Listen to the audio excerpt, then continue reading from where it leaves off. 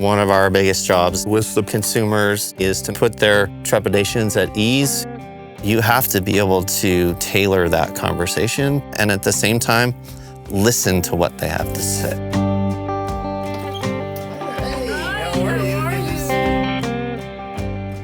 A really important reason why I wanted solar is that I'm a physician, I'm a scientist, I'm a professor, and I have been working on how the built environment affects health and well-being.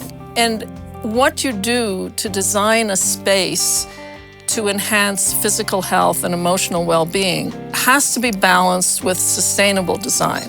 So it would have been hypocritical of me to propose that people should design for health and sustainability and not have solar. Anything that you can do to reduce stress is good for your health. Apparently, I'm good for people's health. I work from home a lot, so I needed to be able to have really good internet without interruption.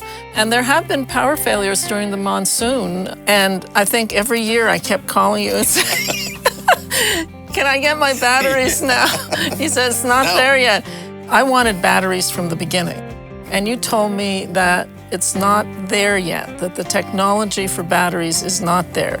Wait. I think that is one of the biggest issues that we as an industry right now are combating. There's a lot of companies overselling and under-delivering. And what I was trying to do was make sure that we were achieving the goals that she had as far as the amount of energy she wanted to produce and being forthright with her about, hey, maybe this isn't the right time to do that, but let's get things prepped in anticipation of the technology catching up and then us adding storage down the road. You didn't try to upsell me, you didn't try to sell me stuff that would then have to be taken down because they were obsolete, and that resonated with me. 90% of our business is from referrals. You know, we've worked really, really hard to keep that referral network strong. Our biggest job when we enter a sales opportunity is to make sure that we can create that trust, and my benchmark for how successful we are.